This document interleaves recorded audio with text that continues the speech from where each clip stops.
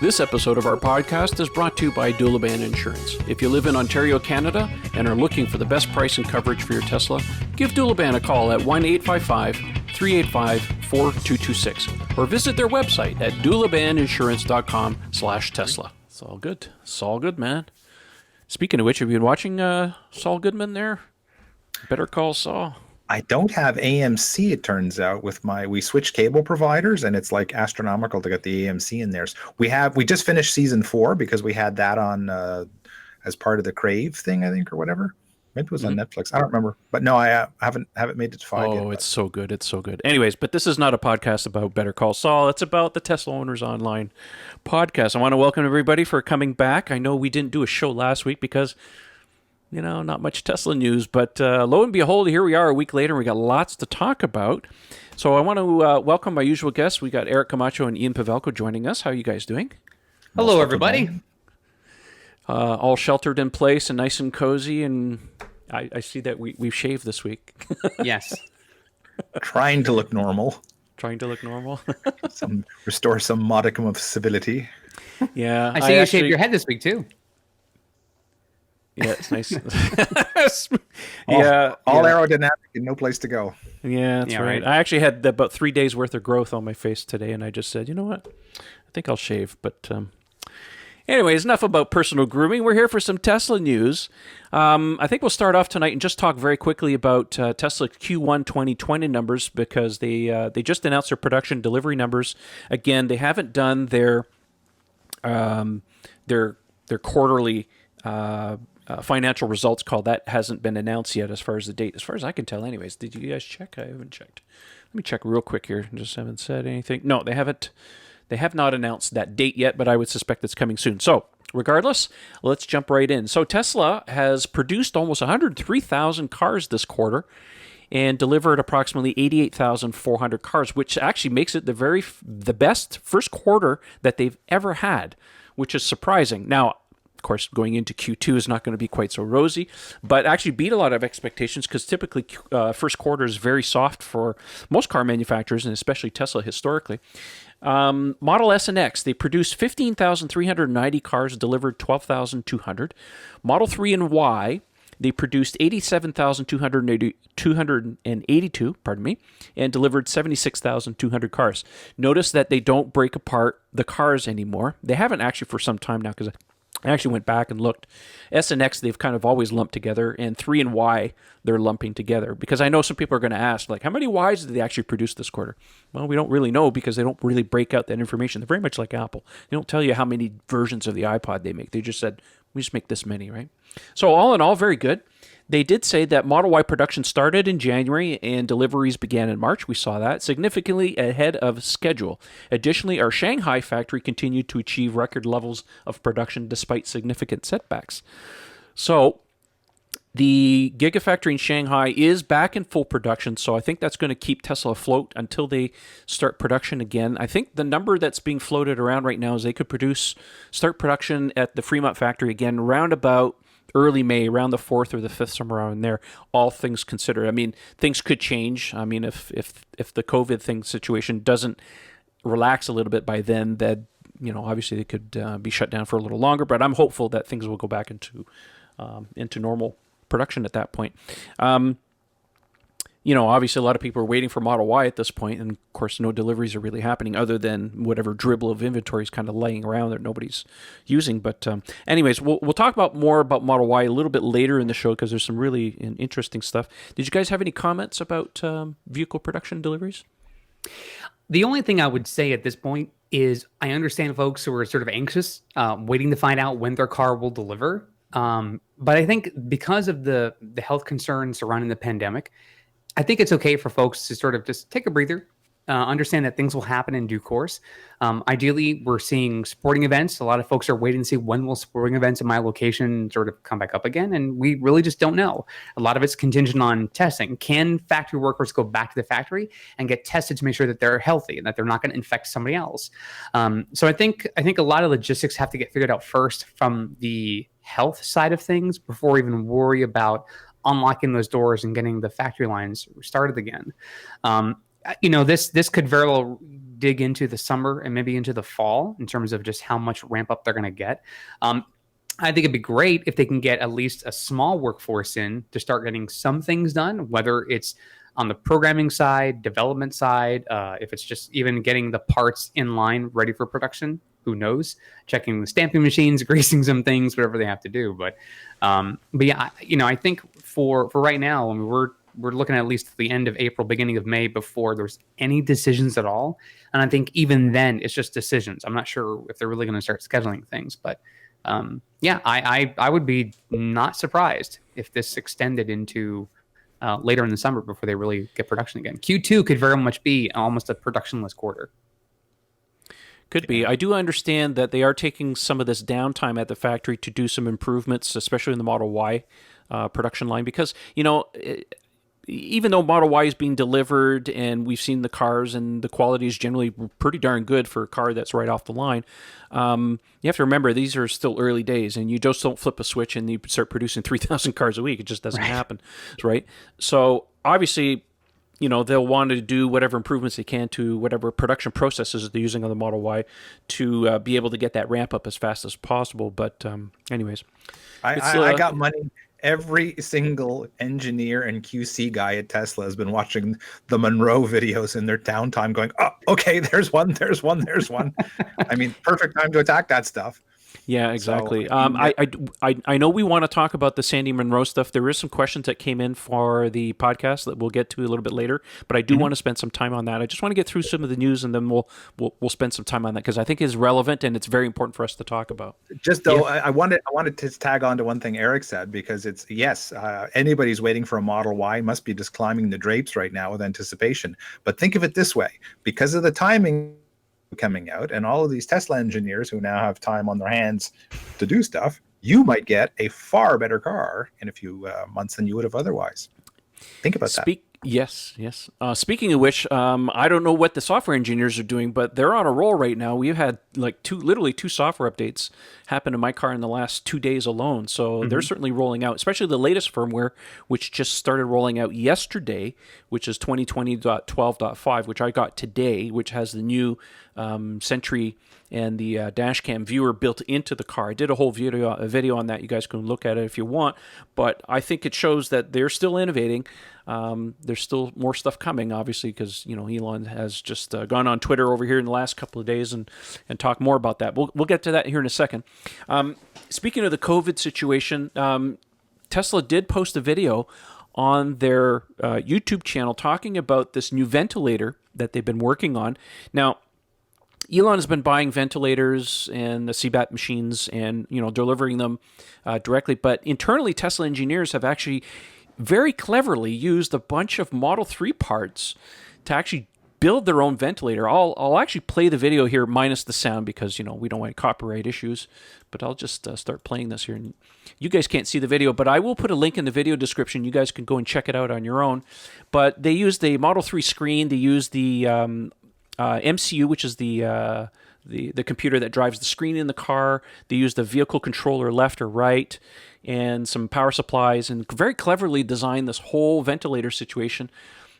I think it's really clever. Now, if they can actually get this thing into production as fast as possible, I think they can make a real difference. So anyways, I won't belabor the point too much, but you guys can go and check it out through the link in the bottom. I think it's quite ingenious what they've done, being able to use a lot of these parts. And obviously, I mean, they'll be able to make this at a far lower cost than some of the medical equipment because medical equipment tends to be a little bit inflated in prices a lot of ways. But I don't know. Did you guys have a chance to look at the video? It's pretty cool. I want to know the most important question that no one's answered. Can you still play beach buggy racing on it?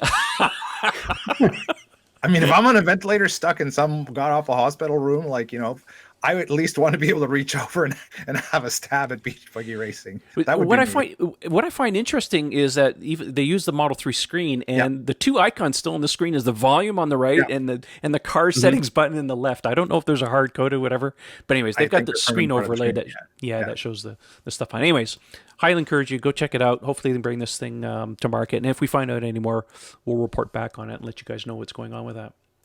All right. So let's get into some Twitter stuff because there's a lot of really neat things that have come out. Our good friend Green the Only has spoken And he says, so it looks like I've admitted myself into the EAP. That's the not enhanced autopilot, but the early access program, a bit uninvited. Might as well report on some other upcoming stuff. He says that hardware 2.x users, so that includes hardware 2 and 2.5 users, rejoice. You're going to be getting the new visualizations, which are the FSD visualizations, namely the ever annoying traffic cones. I get it. People want traffic cones. Complete with auto lane change on Navigate on autopilot, but only for cars equipped with MCU 2.0. So I think that software update has started to go out to some people. So Green, thank you if you're watching and listening.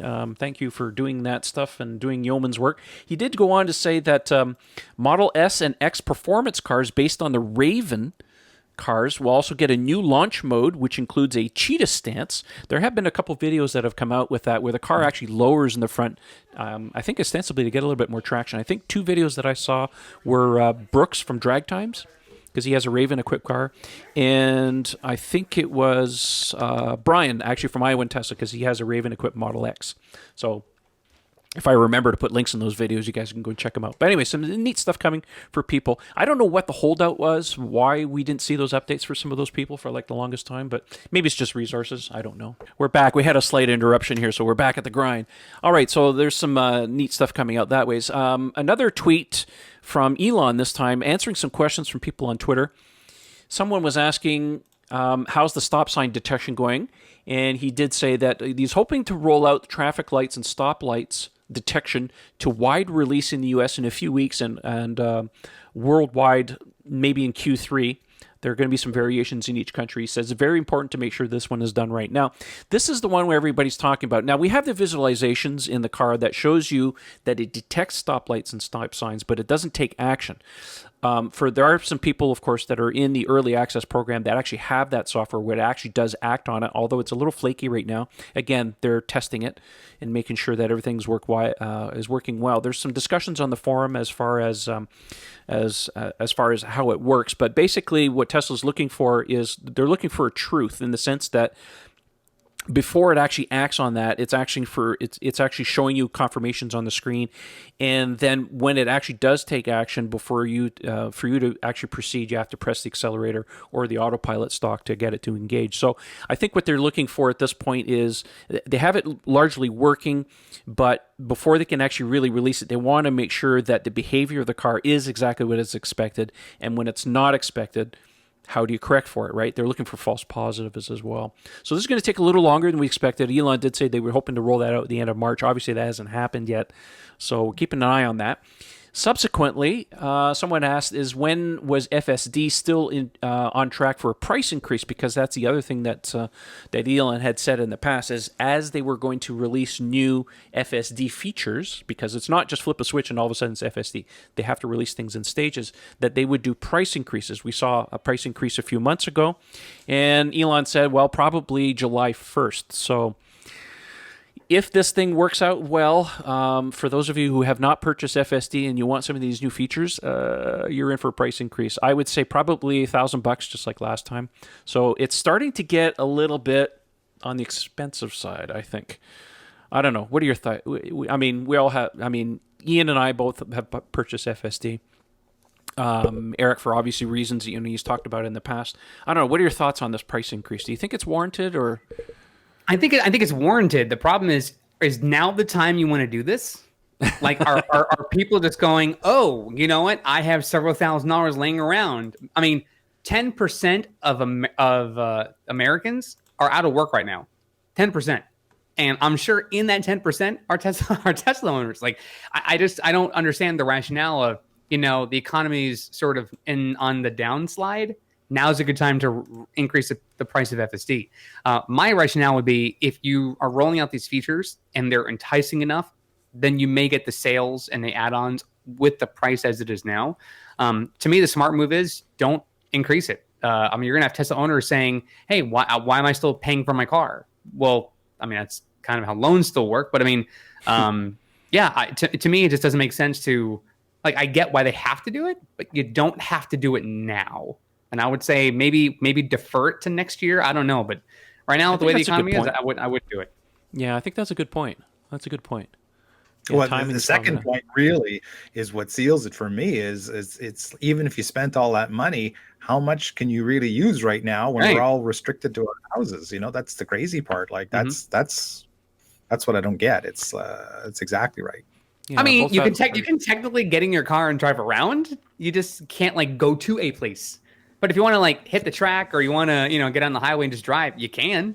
If you're not gonna, if you're just going to go out and come back around, you can certainly play with it. But yeah, it just there are a lot of people now who are making strategic decisions on, do I order takeout, because they're not sure if they can.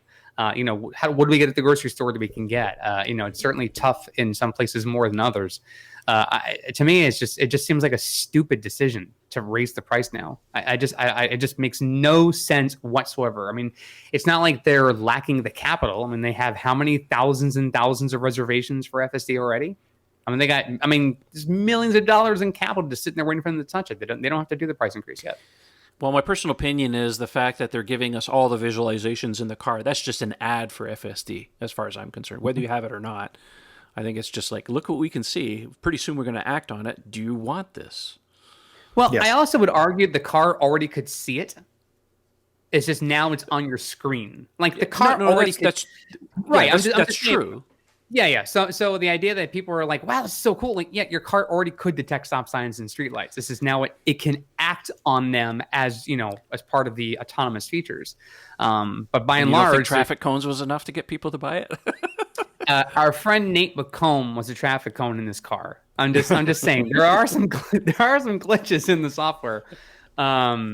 But yeah, I don't know. It's as a business decision. Just I don't see where this makes any sense whatsoever. Because I mean, the conversations that I've made online is that the amount of people that are excited to see bloody traffic cones on this car is enough to get people to try and line up to get these hardware 3 upgrades. I mean, it's the most useless thing in the world, but people want it.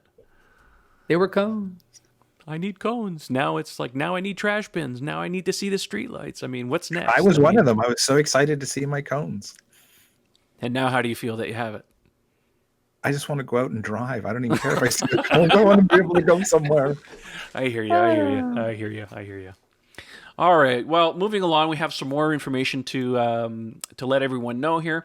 On Twitter, the forum Tesla Belgique had asked, Elon, we really need a stealth Sentry mode. Stop the blinking headlights and no in-car display. Would that be possible? Thanks. Elon says, okay. I kind of agree on this. My car lives outside. Ian, yours does too, I think, largely. Depends. In inclement weather, Ms. Mad gets the garage. In nicer times, I get it. We sort of share.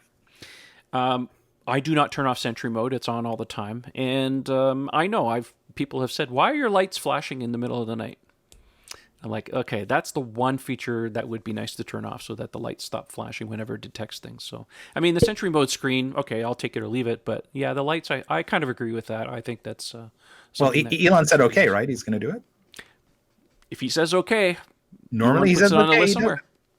That's right. He does deliver. He's not always on time. Hey, I'm still waiting for my leaderboard on the games. He did promise he was going to do something about that. And it still hasn't happened yet. I got to remind him. You need to calm down, sir. You need to relax. All right.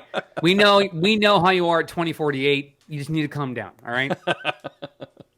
I know that when it comes to chess, you're like 308-1. I get it. We don't have to prove it. How many leaderboards do you have to be on, Trevor? Huh? You already have two roadsters coming. Oh, here we go. Touche. All right, one more little bit before we get to questions and answers. Another tweet had come in. Someone had asked, hey, Elon, will Battery Day still be happening this month? Elon says, it's hard to predict dates right now. Well, for obvious reasons. Most likely will happen in mid-May. I think the number floating around originally was going to be sometime in early April. Obviously, this COVID thing has come down and the factories have been shut down and stuff. So obviously, it doesn't make sense to do it in April. So moving it to May, probably good. I mean, all things considered, if things kind of shape up between then. So yeah, don't look for Battery Day to happen this month in any shape, way, or form. Most likely sometime in mid-May. Still don't know where they're going to hold it. I expect them to stream it. I don't think they're going to have any audience there.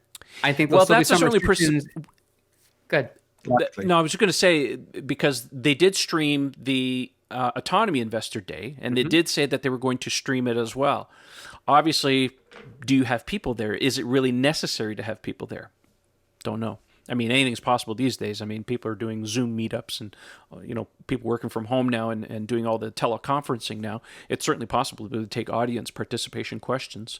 They do it now with their quarterly number calls. I mean, to me, you don't have to necessarily. You can have a virtual system where, a journalist who's working remotely can sort of buzz in saying, "I have a question," and they can ask. To me, if they're planning on doing this, say in the next 4 to 6 weeks, I just don't see that. Yeah, let's just have a crowd of 150 journalists and special guests in a room, and we're going to do a presentation. Like, I think it'll still be a very virtual experience.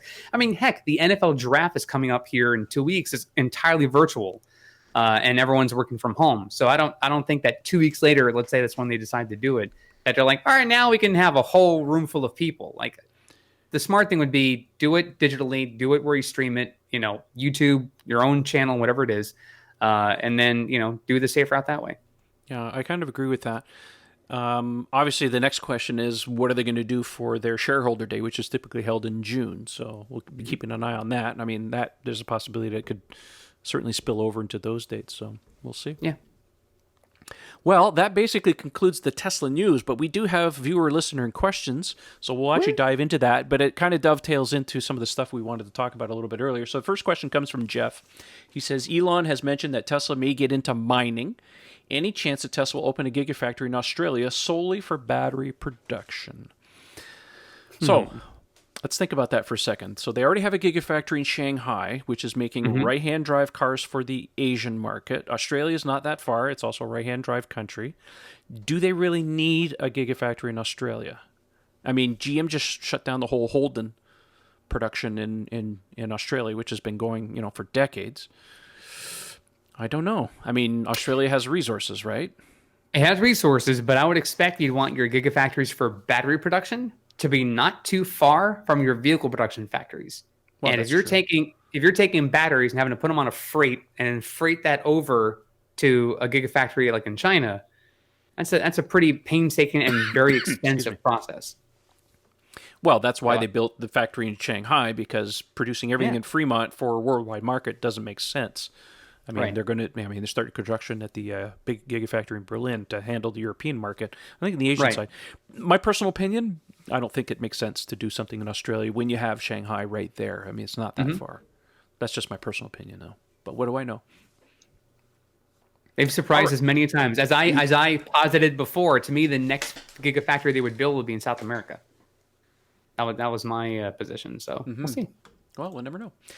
Next question comes from James. It says, has Tesla done anything with the Model Y fenders to protect against rock chips commonly found on the Model 3? I have not seen any evidence on the Model Y of having mud flaps. However, I highly recommend getting mud flaps. We don't know about the rocker panel situation to see what they've done as far as the paint situation with that, because, I mean, it's a common area where things can get rock chipped. Listen, if you value your paint, you're going to get paint protection film. I'm sorry, that's just the only real solution, plus mud flaps. Ian? Yeah. You definitely want to get mud flaps. And this man has lots to say about this. Don't buy the cheapest ones you can find. I bought an early generation one out of Asia off of Amazon, and one of them failed halfway through. I tweeted a picture this week. The thing basically tore in half. I don't know where, but it happened during the lightning run. I noticed it not long after I got back, and I had a good crawl under the car, and woo, the chips. Yeah, very, very nasty. So, and you've had one or two rocker panels painted before? Yeah, I had the driver's side one done last year. After me, the idiot, I drove over that curb. Oh God! I'm sorry. I'm remembering the story, and I'm like, so if you want to hear that story, just look at the podcast called Operation Rocker Panel Demangling or something like that. That's it. Yeah. The horror. I still have rocker panel PTSD. But yes, thankfully that mud flap was intact. So the paint on that side of the car is still beautiful. But yeah, no, the right side now is all trash. So I'll probably lean upon my friends again to go get that side repainted. As a matter of fact, I'm pretty much going to have to do the front bumper as well. because it just got trashed on the trip. Well, not just the trip. I mean, a cumulative of a year and a half of me going all over the place with this car. But yeah, the amount of rocks, Trev, you remember, especially in the western part of the country, going up and over the Coquihalla, like there's a lot of rock. A lot of part of the western parts of Canada don't use salt on the roads. They just use abrasives, and it's nasty. Yeah. So yes, go ahead and protect Quebec the is car bad for when that it's too. new. The best time is when it's new. You really got to do it then. I couldn't recommend it enough. Well, that's why I say, if you value your paint, you're going to get paint protection film. Yep, 100%. You should. Yeah, and do it right away. Don't wait. Yeah. Unless you're like me, who wants to do it but can't afford to do it, and you're stuck with what you Well, got. I got a lot of chips on my front end. I totally get that. I understand that. Also, I should mention though too, don't make the mistake of assuming that a ceramic coating is the same thing. That is not. All that does is makes your car easier to wash. It does not protect your paint like paint protection film does. If you can, get both. If you can't, then you have to make a choice. Do you want physical protection or do you want a car that's easier to wash? Take one. All right. As alluded to earlier, we were going to talk about the Model Y. So the two next questions that came in are directly to Model Y related. So the first question comes from Pedro. He's asking, following Sandy Munro's Model Y teardown, does it look like Model 3 and Y really share 75% of common parts? The next question comes from Coding Mark. He says, do you think the wiring and simpler frame enhancements from Model Y will ever make it to the Model 3, or are these not important? It seems like they would improve production capacity for Model 3. So, having said that, let's take a little time here and talk about Sandy Munro's teardown, which is currently ongoing. I've been watching it very carefully because it spins my little beanie propeller. I want to see what kind of improvements they've made to the Model Y. And so far, Sandy is a happy man. He was very critical of the Model 3 when he first got it. He got one of the very early cars, so take that with a grain of salt. And he made lots of noise about the fact that he thought that the tech in the car was fantastic, the battery, the drivetrain, but the actual body construction of the car was like made by amateurs. My words, not his. But so far with the Model Y, he has nothing but good things to say, save for one thing about a particular bolt, but whatever. So let's talk about this. I have my own observations, but Ian, you said you've been on a bit of a tirade there watching his videos. What's your takeaway from this? Yeah, it was interesting. The first thing that struck me, and it struck me early on because I got bombarded with questions, is when he did the section on the brakes, and he talked about the fact that there's an external hex lock screw now on the brake rotors, and that clued me into the fact that, and it's my only criticism of anything he's ever done, is that it wasn't apparent that he even understood which version of the car he had.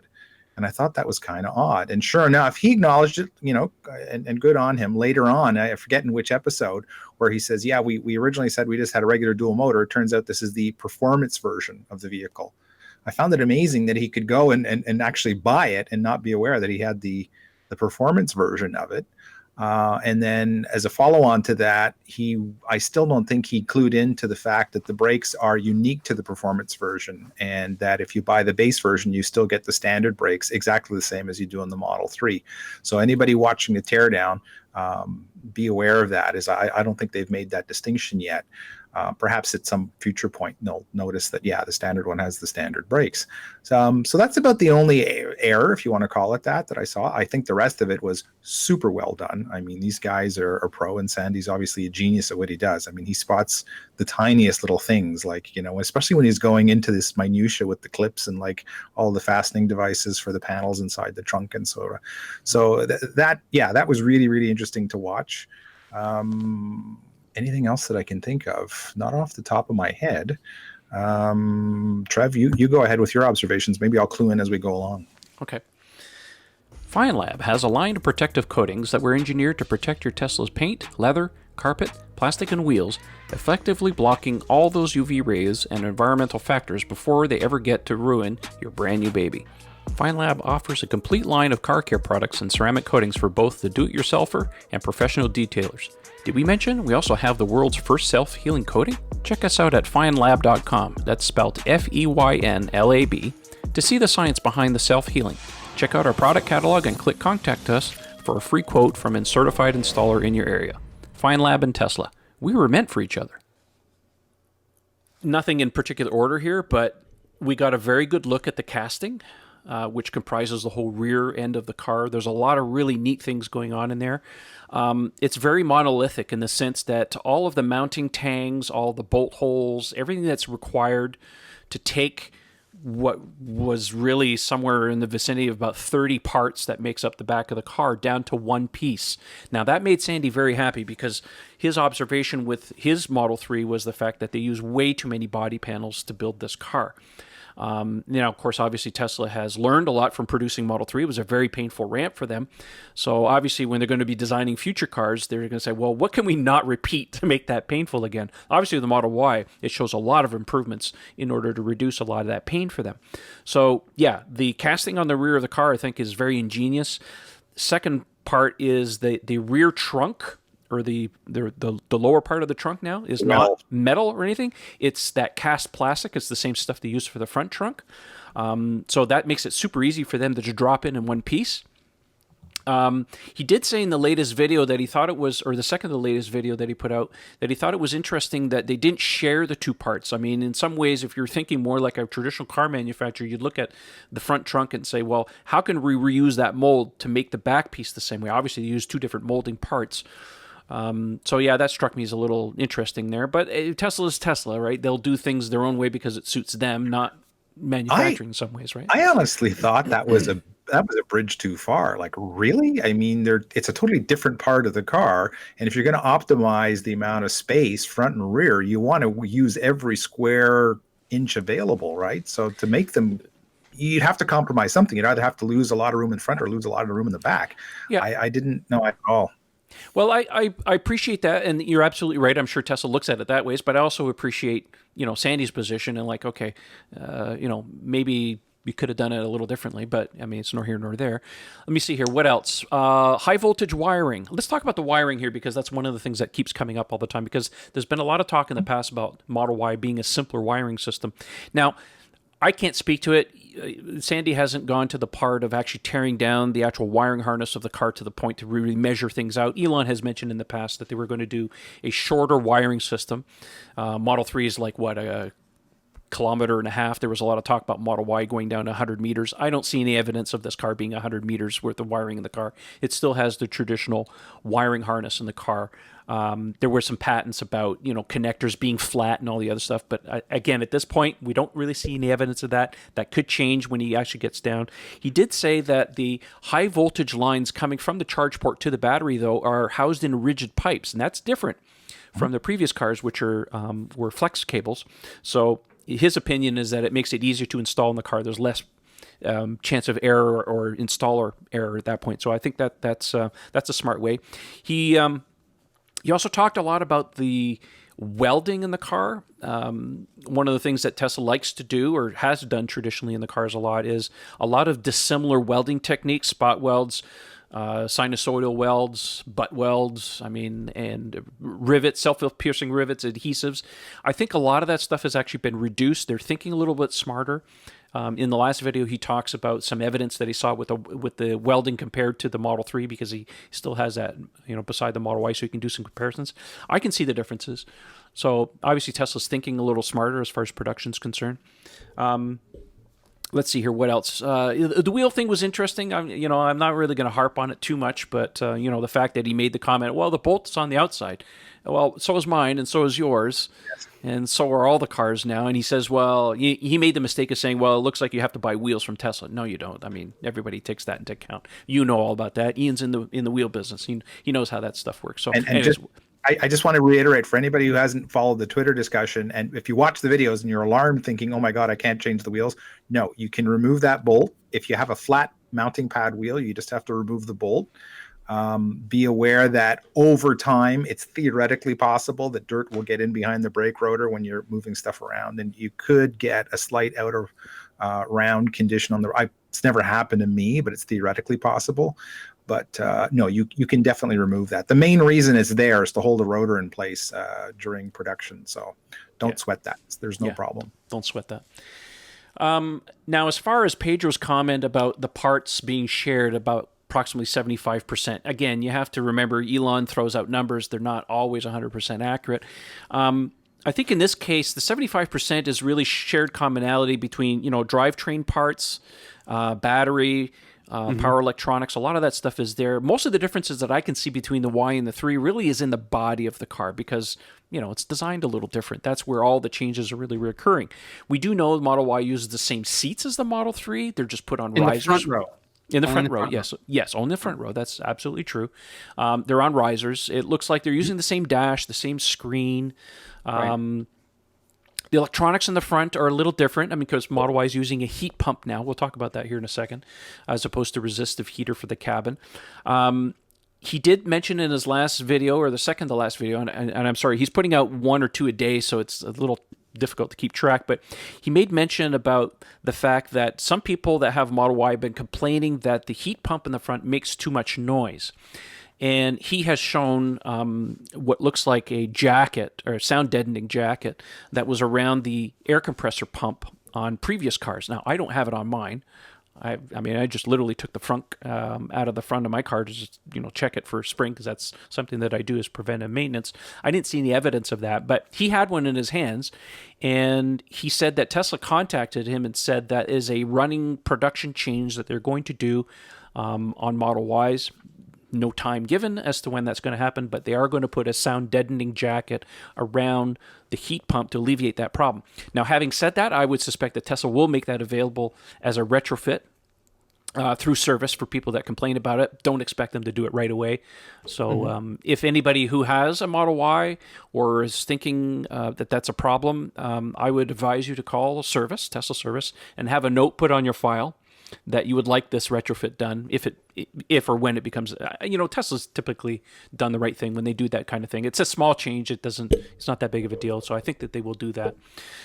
Let me see here. What else is there to talk about? We're still following the situation. He hasn't torn the whole thing apart. He's just doing little dribs and drabs as he goes. The fact that they were supposed to do a live teardown hasn't happened, obviously, because of the COVID thing has really gotten in the way. So I don't know. I think it's interesting. Can I just throw in one other thing that I found fascinating? When they were taking apart the interior front, did you notice those sections of cast foam that came out of the EPP foam? The P foam that was in the front well, basically where your feet go, the foot wells. They look to be like a foot deep. Yeah. I'm thinking, oh my God, like all that wasted space from this giant thing. I imagine it's to space it out so that you got like the right configuration, because you're sitting so much higher in the Y. But there should be like a storage cabinet or like a little built-in cooler or something in there. It seems like this huge amount of wasted space. It's like ideal for smugglers. Ooh, yeah. I'm watching too much Ozark lately. But, there you go. I don't have any evidence of this, but I would suspect that they're probably using some carpeting from the Model 3 in the front. I don't know.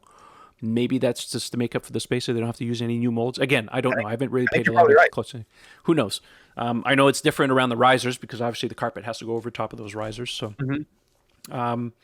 anyways, so yeah, we're watching this as it develops, as he tears it apart. I'm intensely curious to see how many changes and things that they've made. But it looks like Sandy has basically stopped complaining. He's very happy, and he likes to repeat that a lot. So, as Elon had said many times, that the changes that they've implemented in the Model Y would make Sandy happy. So I hope it continues. All right. 2 things I wanted to add here really quickly before we move on. Please do. Number 1, this is their 5th car. So it's amazing, having only made their 5th car, that they in that time span, they've quickly gotten to the point of almost a flawless execution, which we sort of knew was on that path with the 3. But the second part of it, too, is, does it hurt to watch these videos? Because I would imagine there's some people watching going, they're taking it apart. No, I just, can you put it back together so I can get it? So the ones that really hurt is watching the first responders crush them with the jaws. Oh, yeah. Those are painful to watch.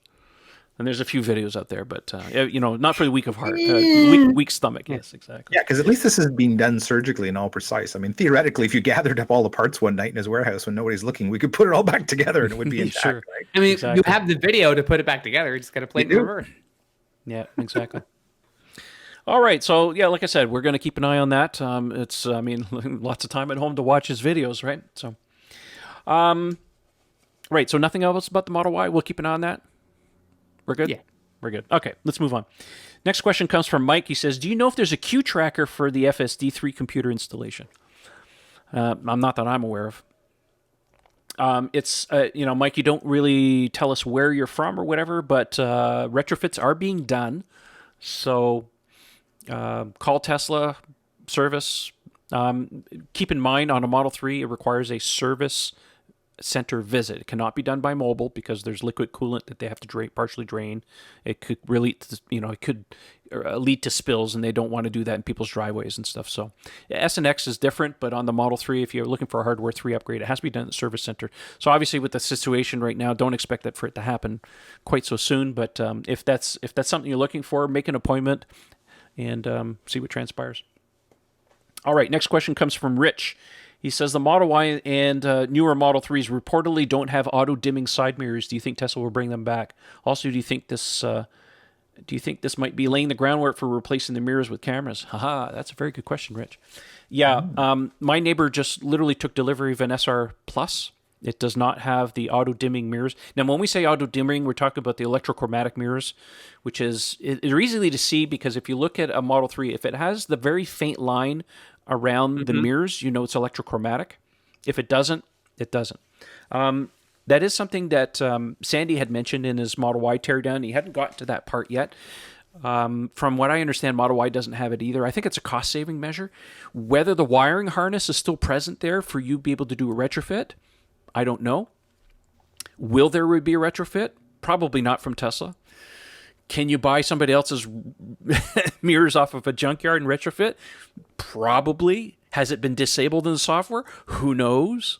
So anything is possible. I know a lot of people look at these changes and they go, oh, I want it. How can I get it? Tesla's good about software updates. Is this a software update thing? No, this is a hardware change. And there could have some software changes involved as well. So I understand where it's coming from, but who knows? Now, as far as replacing the mirrors with cameras, I mean, listen, the moment legislation allows Tesla to do that, don't you think that they would want to? Oh, hell yeah. In a heartbeat. Yeah. In a heartbeat. Yeah. Because it affects range. I love though how a person asks a question, you bring more questions to the conversation. You're like, oh yeah, you got 2 questions, I got 7. I will say this though, there are things that I have in my 2018 Model 3. For example, the hooks in the front, I have those. The mirrors we're talking about now. So there's little things that I don't have. For example, the Alcantara headliner.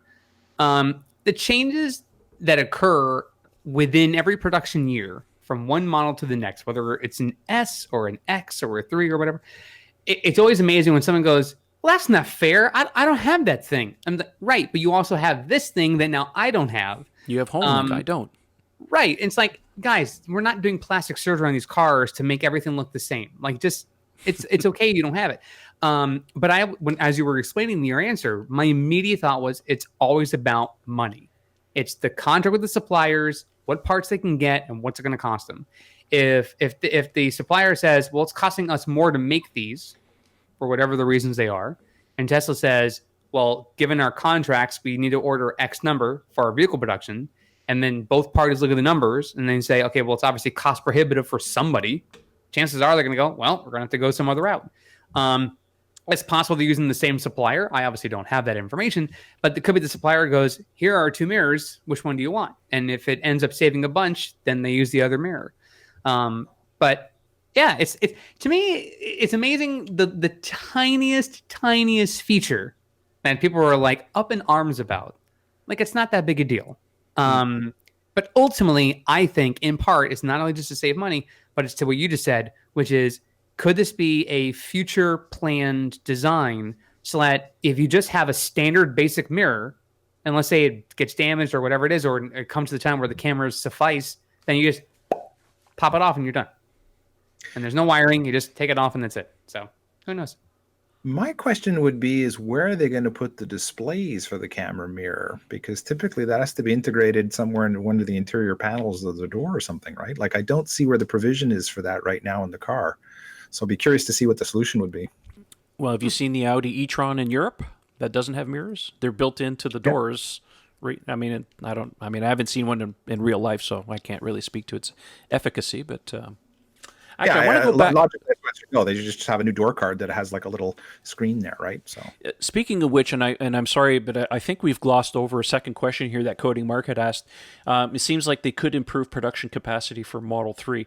Will some of those features? Now, I was told by someone that I met at Tesla that there are some changes on the Model Y, and we're starting to see some of those, where it makes sense that they've improved over the Model 3, and then some of those would come back to the Model 3 in due time. I mean, to me, doing the heat pump thing is an obvious thing that they would do eventually. Now, as far as the body is concerned, I would really wish that they would do those things to the Model 3, but look, I mean, they're still building the S and the X the same way now. I mean, the Model S has been in production, 7-8 years now? Mm-hmm. And it's largely built the same way. So they haven't really changed anything as far as that car's concerned. So I would suspect that they would make some changes where it makes sense, but they did a revamp in the S, Trev, where they redid the cooling up front. Oh no, the front is that, but I'm talking about the rest of the car.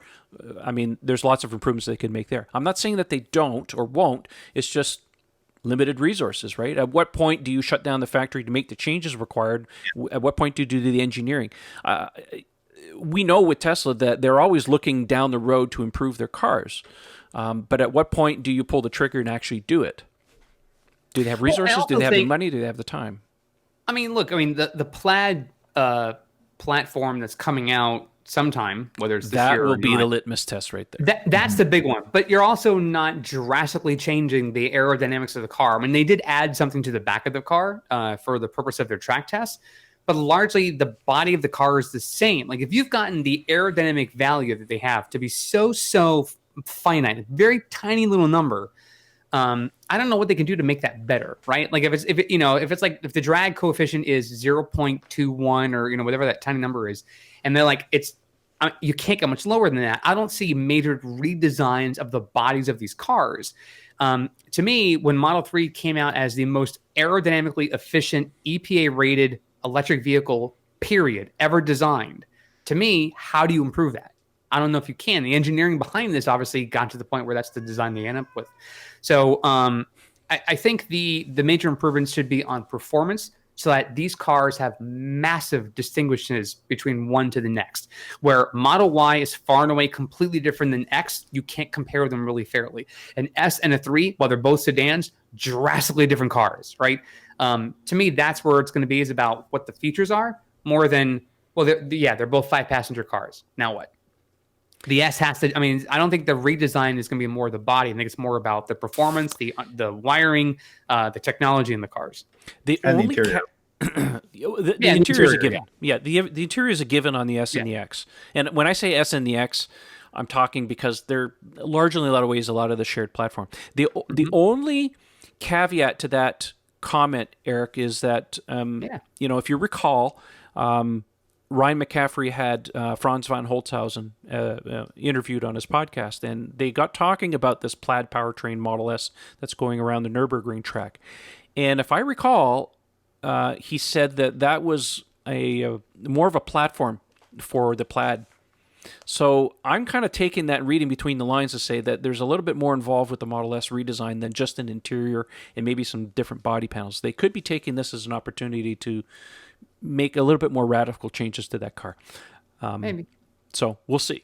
But I just want that on the record, because if it does happen. As we've often seen when they do prototype vehicles on their displays, we've seen this with the Model 3, we've seen it with the Model Y. Like what ends up being the final production car is almost never what they show when they debut a car in their showrooms. There's some changes between prototype to production. Something changes. Some are majors, some are minor.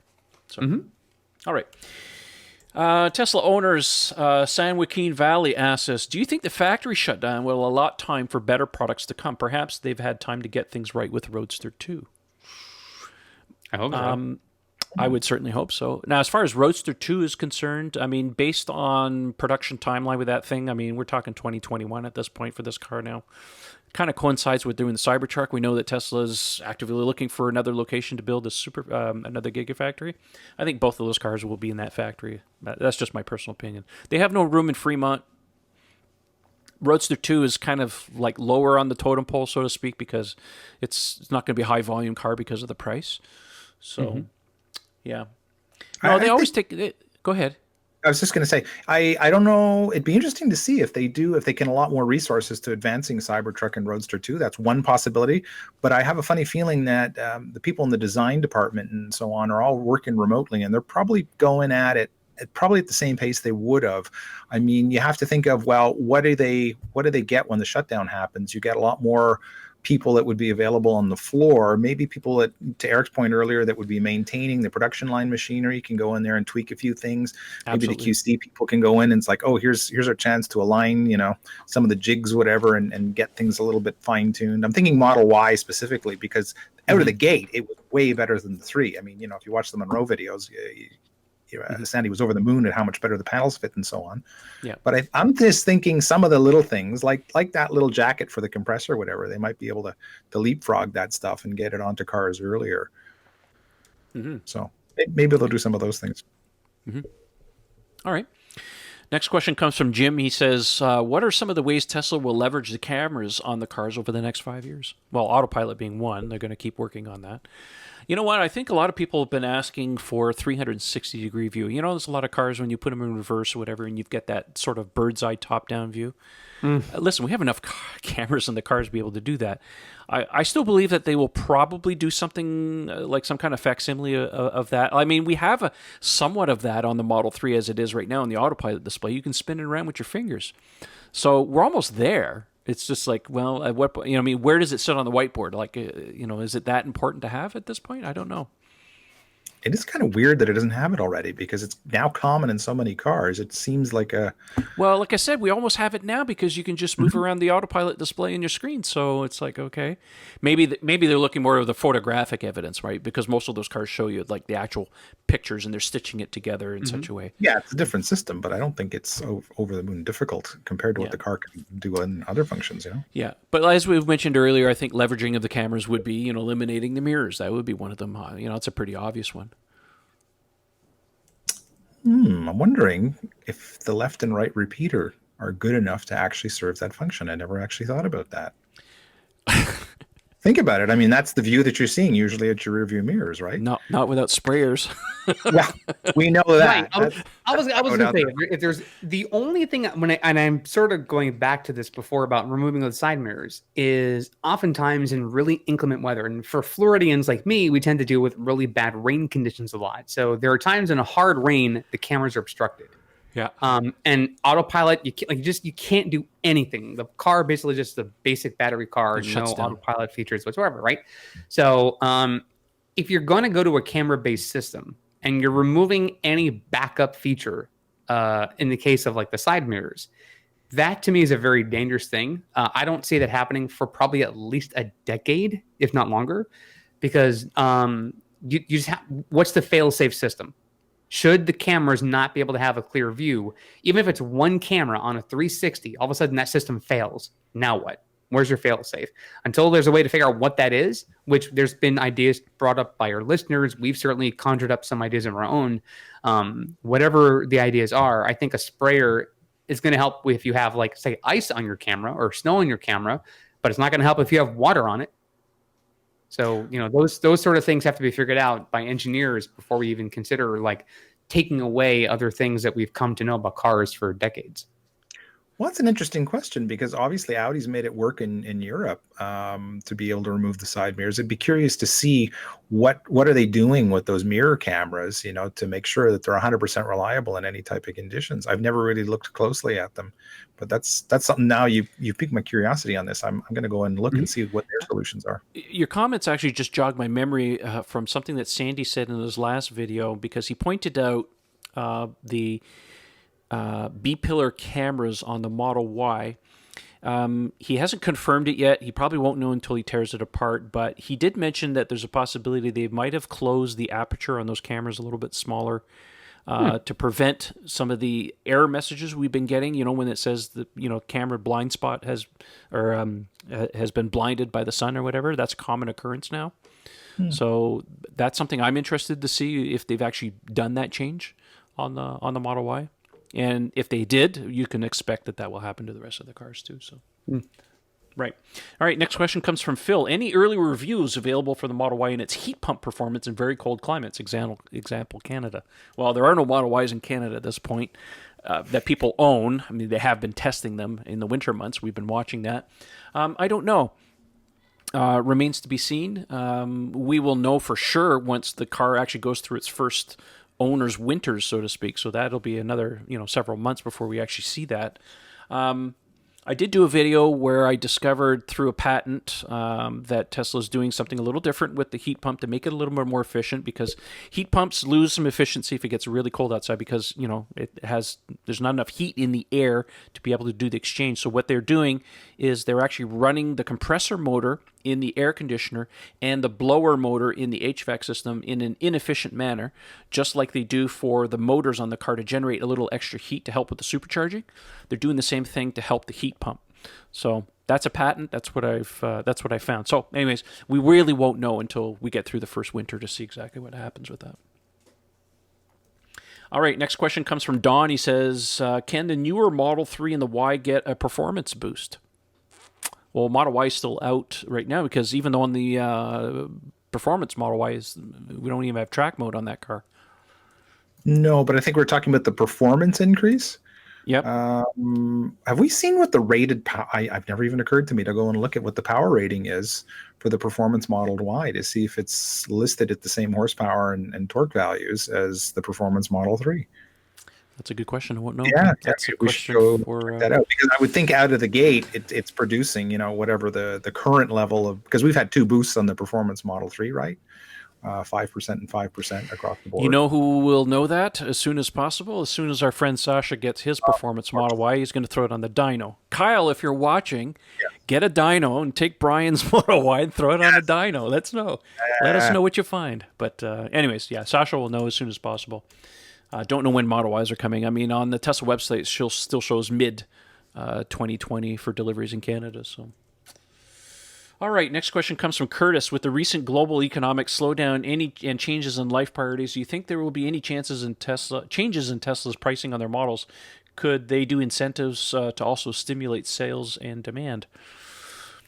I don't see Tesla having any problem with demand at this point. They can't make enough cars to satisfy demand at this point. So anything can change. And right now the demand is there, but they got to wait. They can't do anything, right? I mean, yeah, lots of people are still waiting for the cars, and they're not delivering anything. I mean, they're delivering dribs and drabs, whatever they have in inventory, but they're not producing cars right now. So can't answer that one 100% definitively yet. But all we know is that they still don't suffer from a demand problem. I mean, when you start them doing nothing. Yeah, I mean, the thing is when manufacturers do incentives, like GM's very famous for stuffing the trunk full of money to move cars. I don't see Tesla doing that. I mean, they do it at the end of a quarter. Traditionally, they've done it at the end of the quarter. They seem to have kind of slowed down a little bit on that practice. Inventory cars, especially the higher end ones, S and X. They tend to throw a little bit of extra incentives for cars that have been in inventory or used for demos to clear out the inventory. They tend to do that, but it's at the end of a quarter. No evidence of them doing that on the 3, and I don't expect any changes on the Model Y as far as that's concerned. There's too much demand for that car. Don't forget, on the financial side too, they're burning through I don't know how many millions of dollars of cash a day.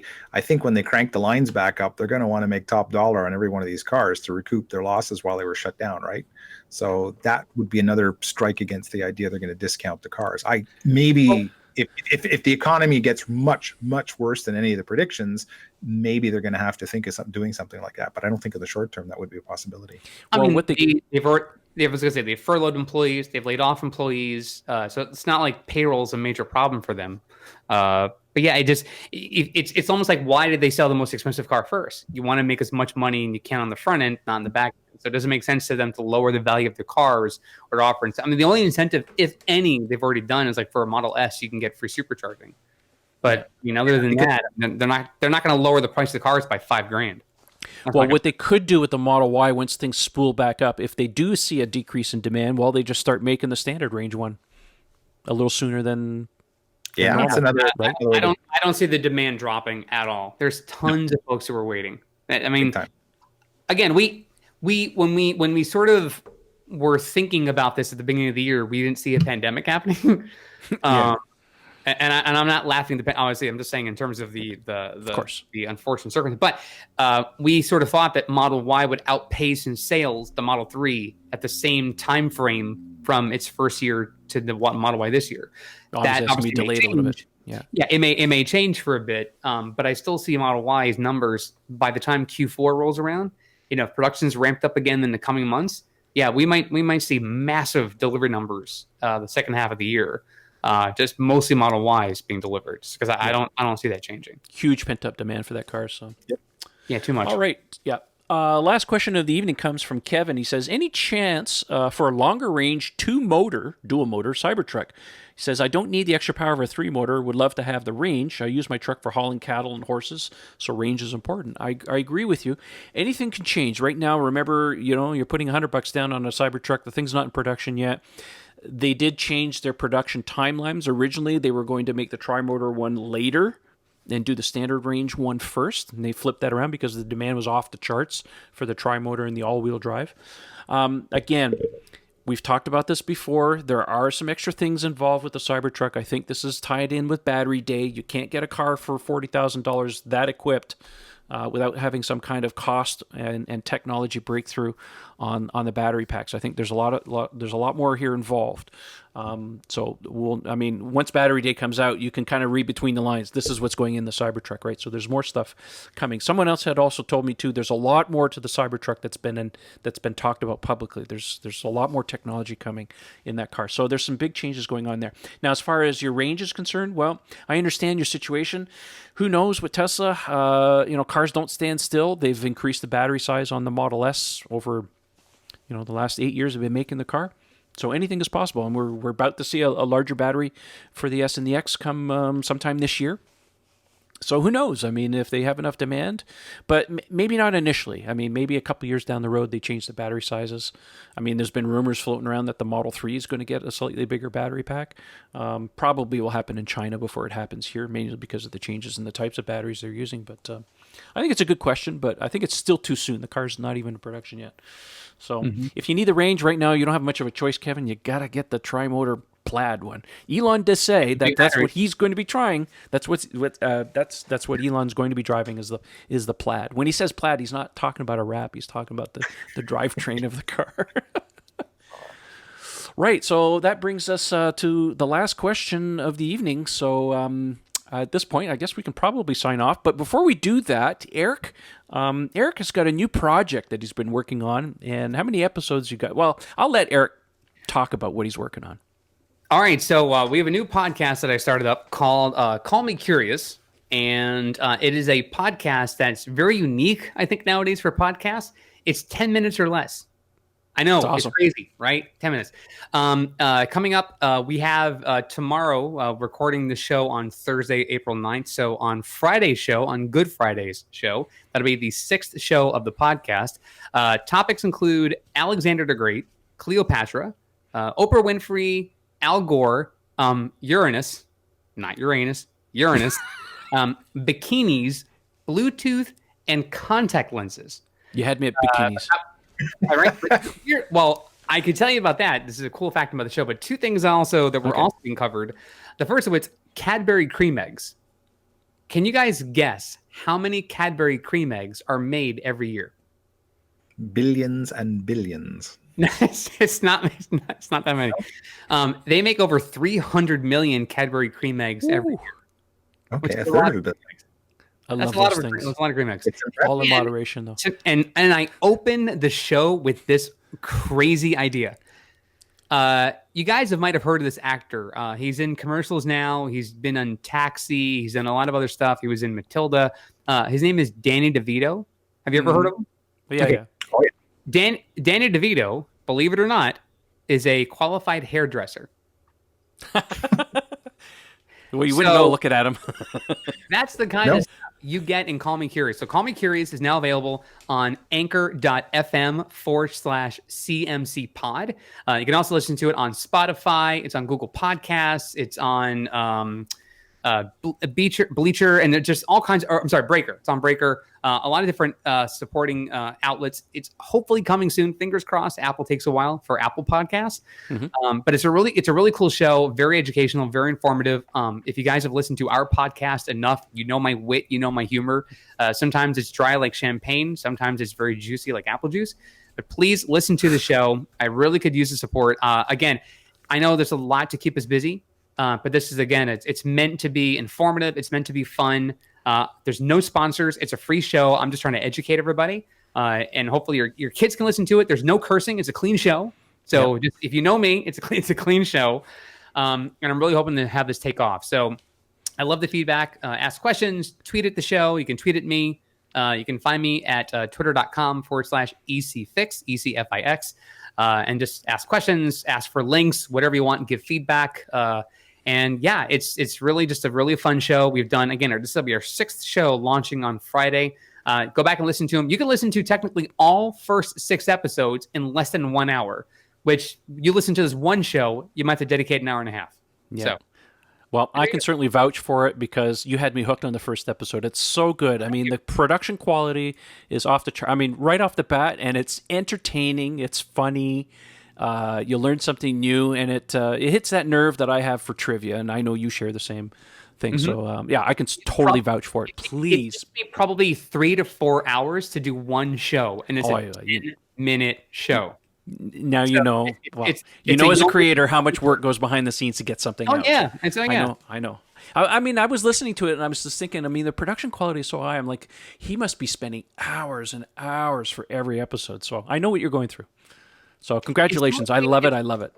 Thank you so much. It's mostly trying to find the content to put in there. To me, it's always things that I find completely interesting. For example, I mentioned Oprah Winfrey. Did you know that she's has a phobia about balloons? Yes. What's the the phobia called? It's globophobia. Globophobia. Thank you. I listened to it today, and I was like, the reason that happened is because she is someone who had a surprise birthday party, and there were balloons there, and that was it. That's all it takes.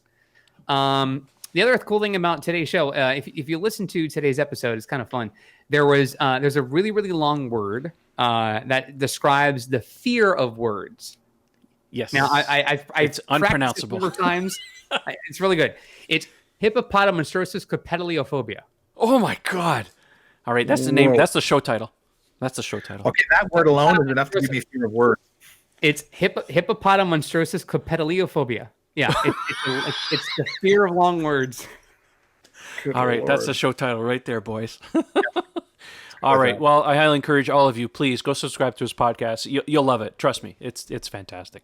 My plan tomorrow, because I'm off. Tomorrow is Good Friday, so off. Thank God, my first day off in forever, and I'm going to mainline all 6 episodes. I can't wait. Perfect. I appreciate that. Yeah. Again, you can find all the links to all the different outlets where you can hear the show at anchor.fm/CMC pod. Check it out. All right, Ian, it's your turn. What do you want to plug? On Twitter, you can find me at Ian Pavelko, and anything you want to know in particular about wheels and tires for any kind of car, not just Teslas, whatever, I'd be glad to help, or any other goofy question that you can think of that I might possibly have an answer to. No promises. Direct messages are always open. At Tesla Owners Online, the handle is Mad Hungarian. So again, anything that I can help with there, always glad to do that. And finally, if you're looking in something to change your wardrobe, Tesla themed, you can always look up my little shop on Teespring, teespring.com, and just do Mad Hungarian Evolveware in their search tool, and you will find the line of Evolveware shirts. And of course, a portion of those goes to such great enterprises as the Plug-in America organization in the US, Electromobility Canada, and its associated clubs all across Canada. And here, my homies, l'AVEC, l'Association des véhicules électriques de Québec. Very good. Link will be in the video or the podcast description if you want to check out his stuff. I guess that leaves me. You can follow me on Twitter. The handle's Tesla Owners Online. Don't forget to check out the forum at teslaownersonline.com. That's the best place to discuss all things Tesla because we have a search function that actually works. And I want to say thanks to everybody for joining. I know that the podcasts tend to be an hour of your time, and we appreciate you giving an hour of your time semi-every weekly anyways, to listen to us ramble on about all things Tesla. I want to say thanks to everybody who submitted questions. We really appreciate it. Please keep sending in the questions. And so stay safe, people. Don't forget your social distancing, and we'll see you on the next episode. Thanks for listening and watching, and we'll see you next time. See ya. Bonsoir tout le monde. Adios.